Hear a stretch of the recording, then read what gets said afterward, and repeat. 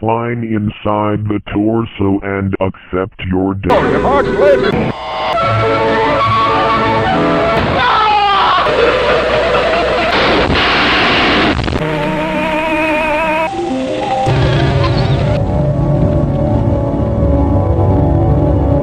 See, a good friend is the best thing you could ever have. When life just isn't good to you, they'll always be there to help.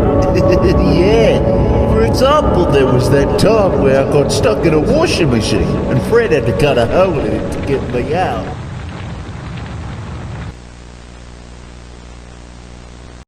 So, about 10 months ago, I decided to make an analysis on Squimpus McGrimpus's VHS tapes. And as most of those VHS cover videos go, the plan for that one was to be split up into 2 parts. But while editing part 2, certain controversy took place. And since it was the type of controversy where you wouldn't really want to give that creator any more light, after thinking on it for a little bit, I decided to scrap the video. But it bothered me so bad to see that to be continued on that video with no part 2 coming. So after putting some thought into it, I decided to make this video with saying this. This video is heavily pushing forward the mindset of appreciate the creation, not the creator. I do not support him as a creator or him as a person. I will go forward in analyzing this as just a cool series and nothing to do with Squimpus. While editing this video, I went back to part 1 of the Squimpus tapes and I realized that I never really analyzed this series, and I more so just talked about what the series did for what FNAF content would become later on. So from this video, we're starting from the beginning. With that out of the way, welcome to another episode of an Analog Horror Analysis, a series in which I go through, cover, and analyze people's different VHS creations.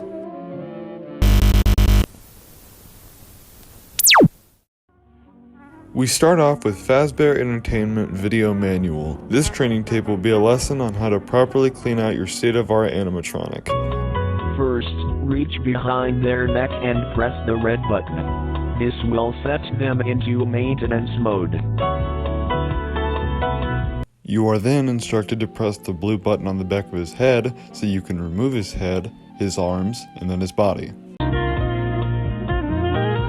Finally, take the torso piece and lift it upward until it is completely removed. Climb inside the torso and accept your death. And the video cuts off there. The reason I like this series so much, in the same way that Wendigoon describes it, is that the darkest part of the FNAF lore is never really pushed upon in the games. But with these VHS tapes, it really pushes forward how gruesome the story really is. Like how horrifying the concept is of a man dressing up as a cartoon bunny, killing a bunch of kids and then stuffing their bodies into mascots, where their souls are trapped in these machines, confused and angry for decades. But this brings us to the next tape in the series, Bonnie Joint Movement Testing.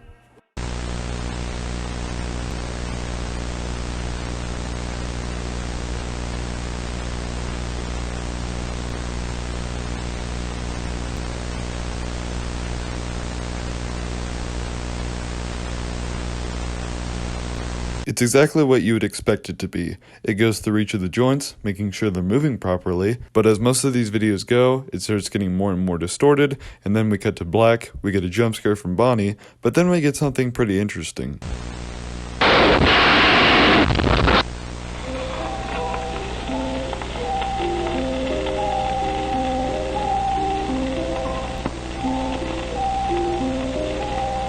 Now don't worry, I'm not going to have you listen to this full segment, because frankly, it's pretty disturbing, but we get the puppet with blood on his mask, screaming in a very deep gurgly voice, before the gift box in front of him opens up and Fredbear runs into the camera. Now let's unpack this for a moment. The reason this is interesting is that in the original lore of the FNAF games, the puppet is responsible for giving the kids life inside of the animatronics. That box is the same color and style as the one that the puppet used to take the animatronic head out of them and put the head on the selected animatronic that the child was stuffed into.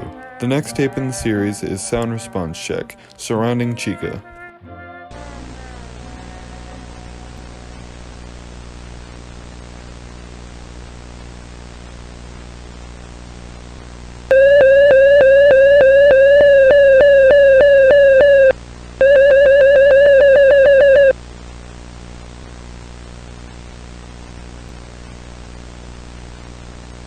The purpose of the sound response check is to make sure that Chica's hearing sensors are aligned correctly. Eventually, she is told to look forward, but when she does, something strange happens.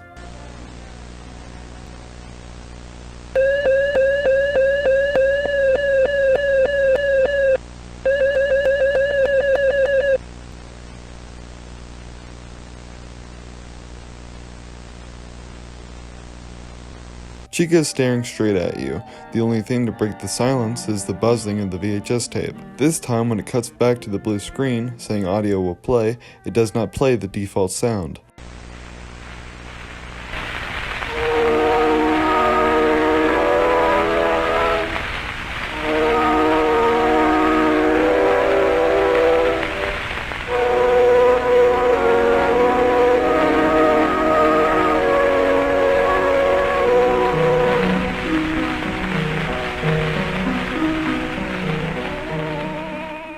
We then get a haunting segment of Chica talking about why she likes the song. It makes her think about birds. She likes birds because they are pretty. She then goes on to say that she recalls a memory where she saw a bird sleeping in snow, and that that's what bad dreams are about. She then says that she feels like she's a bird sleeping in snow, and that she can't get up because it's too cold for her to do that, and that birds can't breathe when they sleep in snow. She can't breathe.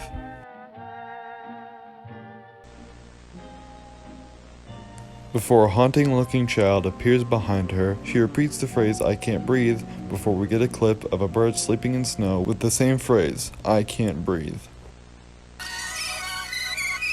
The fourth tape is Pirate Cove Pre-Show, a cartoon about Foxy. This video is a lot like PT, where he repeats the scene over and over again, but each time he does, it becomes more distorted. Every time the scene finishes, we get a shot of 5 children before one of them disappears, most likely symbolizing each child getting murdered one by one. I will play the repeated scene now. Hey there, Buccaneers!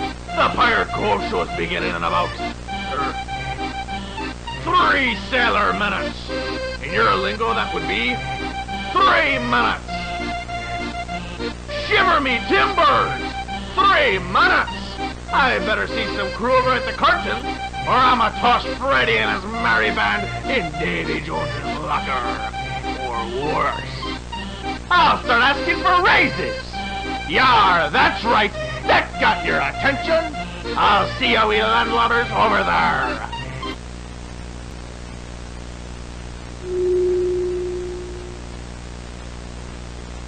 It goes on to repeat 2 more times. The second time, the music is gone and the audio is cut off early, and the third time, the audio is cut off completely, with an alarm going on in the background and the robot voice saying viewing of this tape is prohibited, discarded immediately.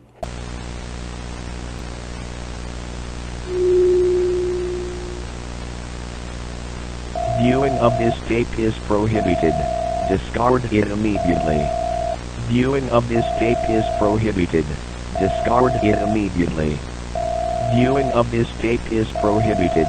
Discard it immediately. Viewing of this tape is prohibited.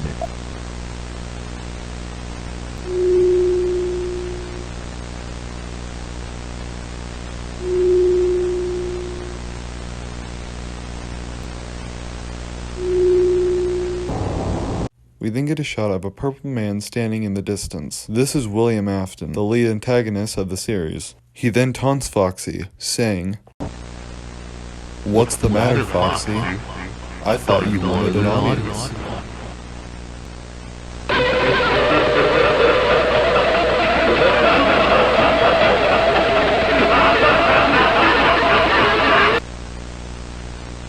We then get a shot similar to William Afton's of Foxy standing in the distance as he looks forward to see Fredbear shaking uncontrollably hanging from a purple noose, his eye sockets showing human eyes instead of animatronic ones.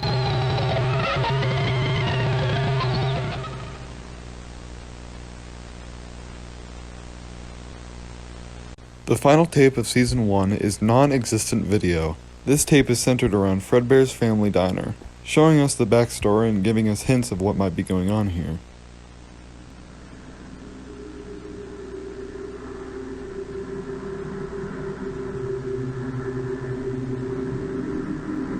Oh, am I glad to see all of you wonderful people.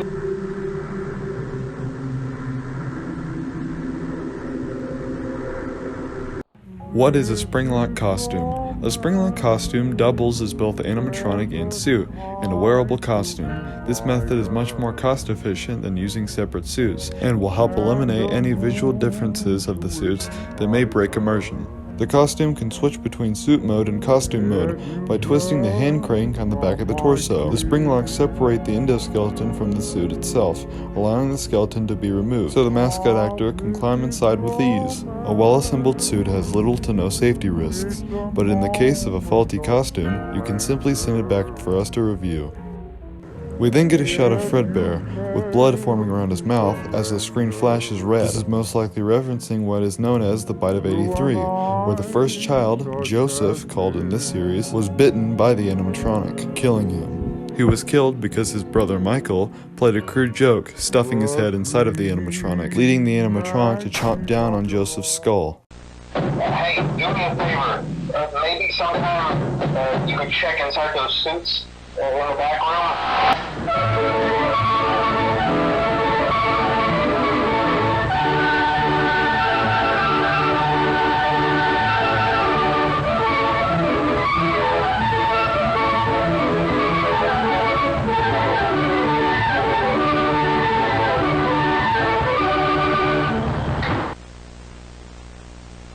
We then get to what is probably my favorite part of the entire series. We get a monologue by someone who we will find the identity of later, and it's so impactful that I think I'm just gonna let it play. It is a lengthy segment, so if you don't want to watch the whole thing, skip to this timestamp where I'll explain it.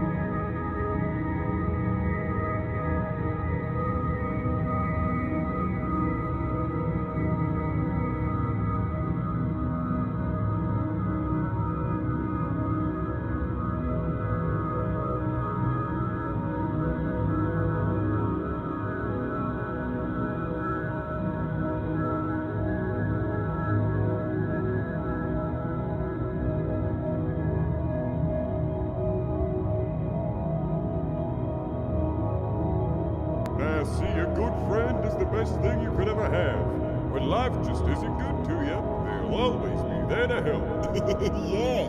For example, there was that time where I got stuck in a washing machine and Fred had to cut a hole in it to get me out. You know, you still haven't given me a proper explanation. From that segment, we realized that we were playing as Michael Afton, the son of the serial killer William Afton. We also realized that we were being spoken to by the puppet, who is possessed by the spirit of Charlie, William Afton's first victim, as she tells us that we should kill our father, lighting him ablaze. But it soon ends up being apparent in Season 2 that Springtrap poses a great threat to the marionette. Speaking of Season 2, our first episode of Season 2 is Night Security Training Video, as it tells us how to survive in the FNAF 1 office.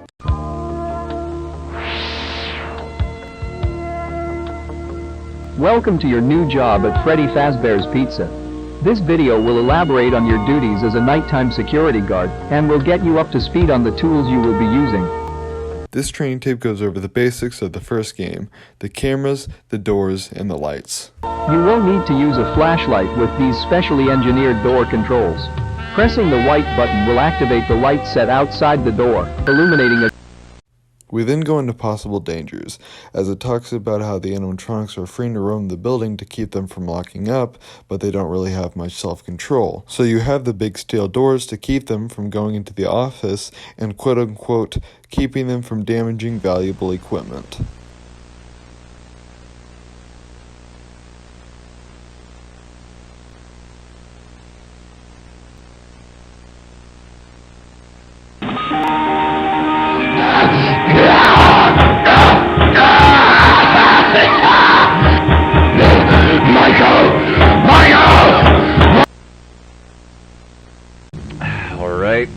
This is a recording of the facial recognition tests on the new animatronics.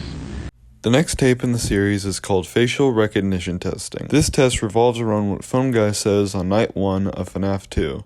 Fazbear Entertainment is committed to family fun and, above all, safety. They've spent a small fortune on these new animatronics, facial recognition, but most importantly, they're all tied into some kind of criminal database so they can detect a predator a mile away.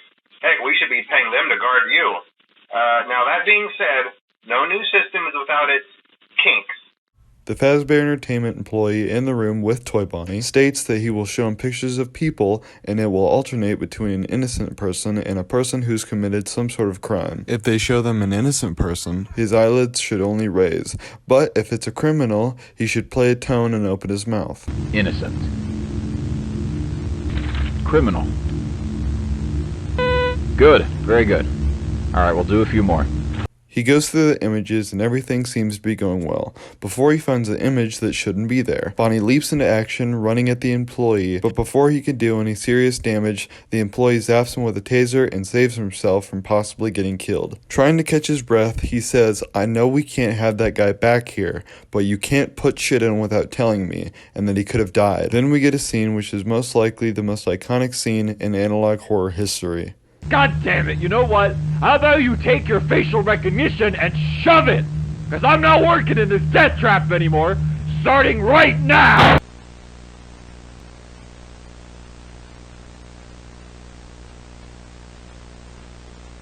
Criminal, criminal, criminal, criminal, criminal, criminal, criminal, criminal, criminal, criminal, criminal, criminal, criminal.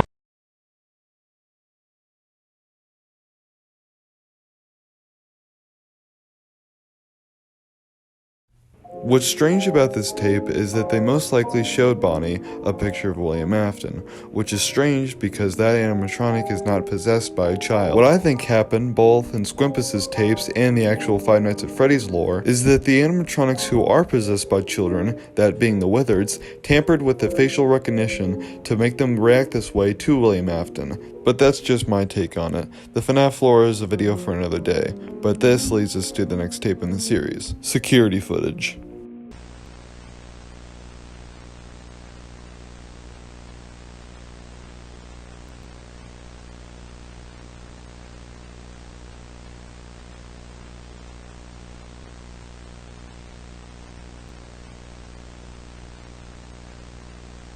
This 4-minute video revolves around the two kids who are possessing Bonnie and Chica. The person inside of Bonnie is named Lucas, but we never figure out who's possessing Chica, so I'll call her Susie because that's her name in the actual FNAF lore. In this tape, they seem to be brother and sister, talking about how we hope that the night guard is William Afton this time, so when they kill him, it'll actually be the person who killed them. It's a very heartfelt conversation between the two, Susie stating that he's a very good brother and that one day they'll go to heaven. They also say that they don't think that William is sorry for anything, even though they hope that he is. Susie says that she hopes that William is sorry for what he did to Lucas, because he's a very good brother, making him cry.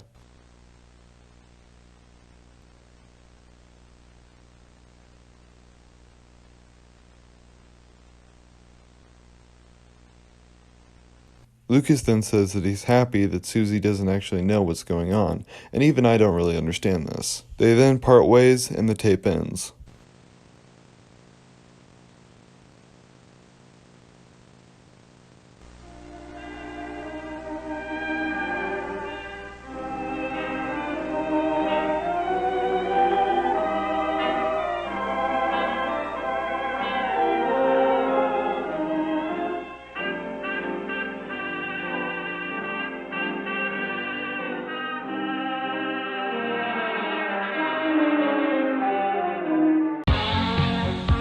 Welcome, Fredbear's Family Diner employees.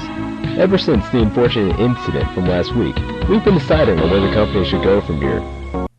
This next tape is called Company PSA, and it revolves around the closing of Fredbear's Family Diner and the opening of Freddy Fazbear's Pizza, that being the one from the FNAF 2 location because that's a prequel. They have updated their animatronics to have safer mobility, and they cannot walk off stage. There will be no spring locks, that meaning while there will be mascots, they will be completely separate from all animatronics. Now you may be asking yourself, what about Fredbear and Spring Bonnie, and who are these new characters? Apparently, this is what you say. Fredbear does not exist. Spring Bonnie does not exist. Nothing happened to anyone. He does not exist. He does not exist. You may be wondering what he's talking about here, and while we are about to find out, I will say it's not who you expect. It's none other than Joseph, now possessing the Golden Freddy costume. If you remember earlier, we talked about how Joseph was the first person to be killed in the series, because Michael played a crude joke, stuffing his head in the Fredbear's mouth and killing him. As you remember earlier, we were playing as Michael watching these tapes, so now Joseph gets to talk directly to Michael, and he's pissed.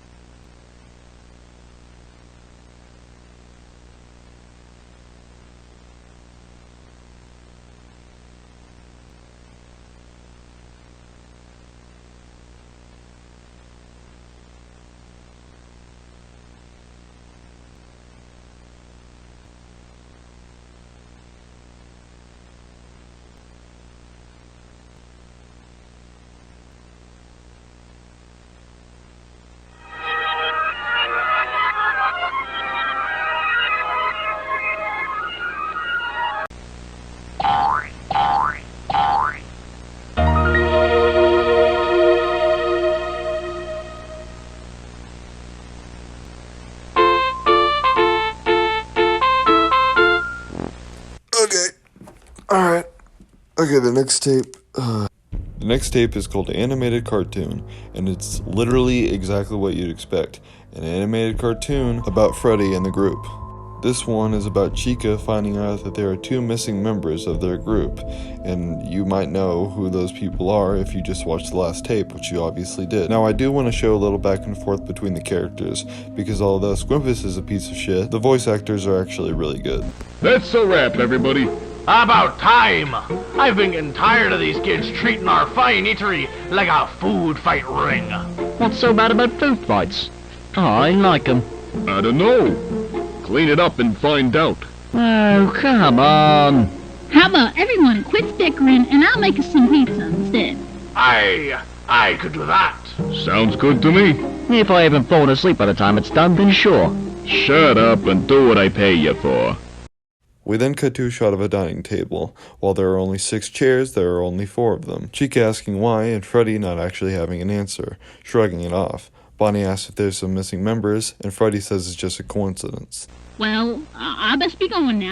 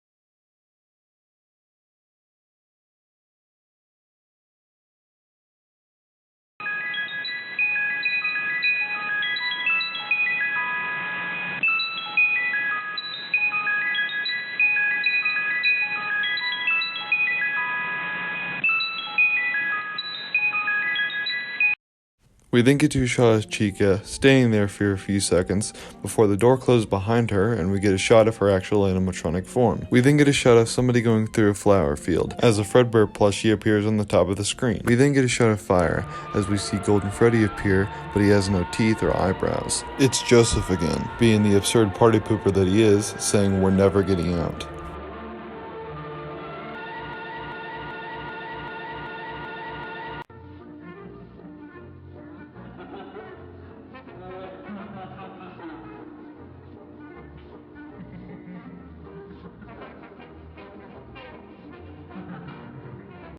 This story is kind of a 3-way battle between the puppet, Joseph, and Springtrap. Springtrap trying to convince Michael that he's a good guy and to let him out of the back room. Charlie is saying that they are going to get out and they are going to go to heaven, and Joseph is trying to convince the puppet that Michael is evil and he will not save us.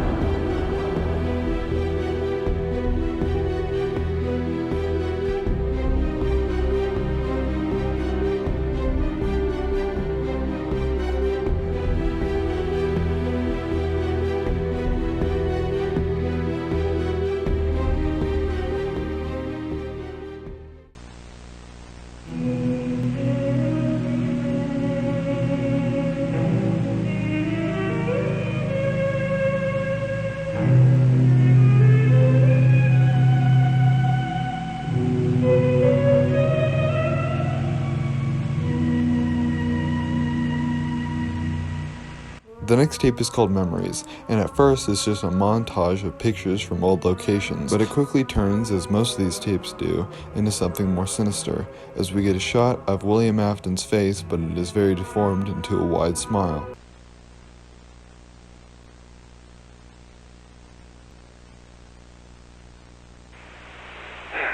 Hello, whoever you are.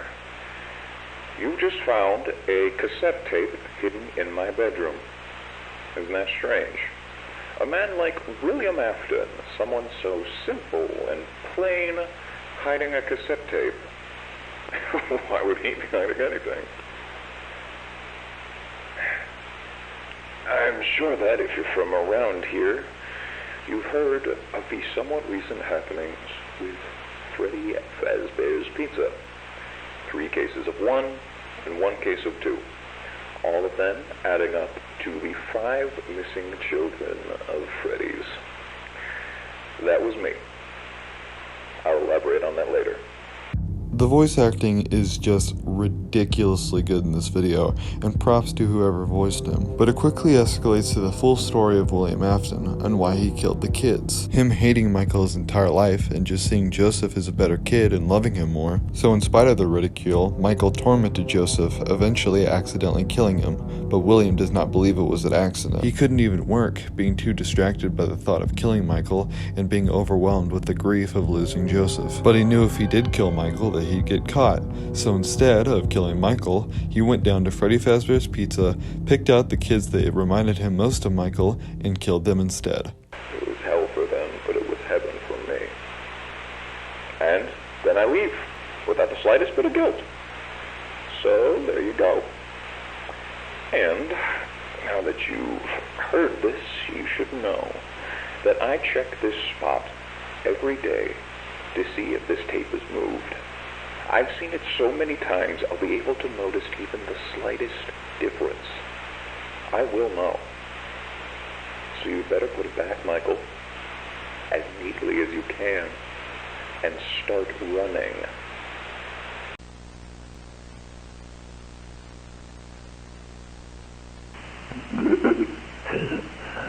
I'm trapped. The locks went off while I was wearing it. Somehow I thought that thing would protect me. This last tape is called Final, and as you would have guessed, yes, it is the last tape in the series. It is a compilation of recordings of Springtrap, William Afton, being locked in the safe room for over 30 years, as we hear him talk to himself over the years. Either way, it hurts too much for me to get up. I guess it works the same for me as it did for them. I die and end up as one of these. I just wish I knew about that part earlier. I can hear them moving around outside. Someone must have put them back together. And they probably think I'm still dead. Or they just hate me that much. They really are just like him. They deserved it. I bet they're wondering why they're not up in heaven right now. They got me, so why aren't they dancing up there with all the angels? God doesn't care about justice or what's right or wrong. God just likes to watch interesting things happen. I would know. I would know. Michael! Don't leave me here! Michael! Michael! Help me! How could you do that to your own father? I hate you. I've always hated you. I'm going to kill you, and I'm going to make it hurt. Damn you. God damn all of you. I got out. I got out. I got out. I don't know where they took me, but it's somewhere new. So much more room to breathe. There's so many things in here. I remember every single one of them. They have your mask, Michael. The fox. I hate looking at it. It makes me feel so alive. Come on, Michael. Come visit me. I know you'll do it. She'll make you do it. We then get to the time that you've all been waiting for. Michael versus his father. It doesn't go exactly how he planned, but Michael knows what he needs to do. Michael and William haven't seen each other for over 30 years, and now William has been trapped in that place for so long that they were able to make a haunted house based off of his creations. I see you. With Charlie guiding him, he lights his match. Charlie orders him to keep it lit because William's close. He waits for William to strike as he holds the match in his hand, ready to drop it and burn them both to death.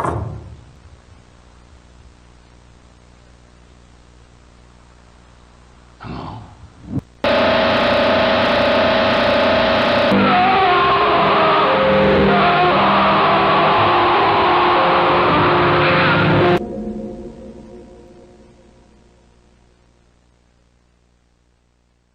We then get an obituary of every single one of William's victims as we say goodbye to this series. Nicole, Lucas, Angie, Benjamin, and Charlie.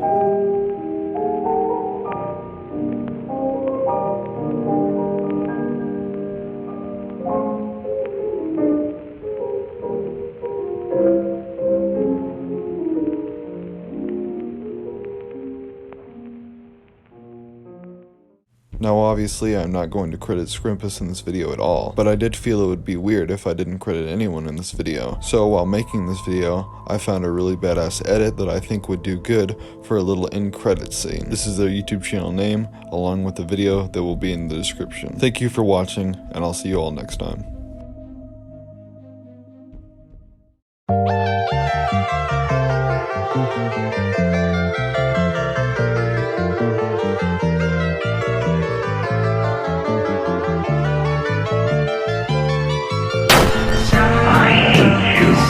I've always hated you.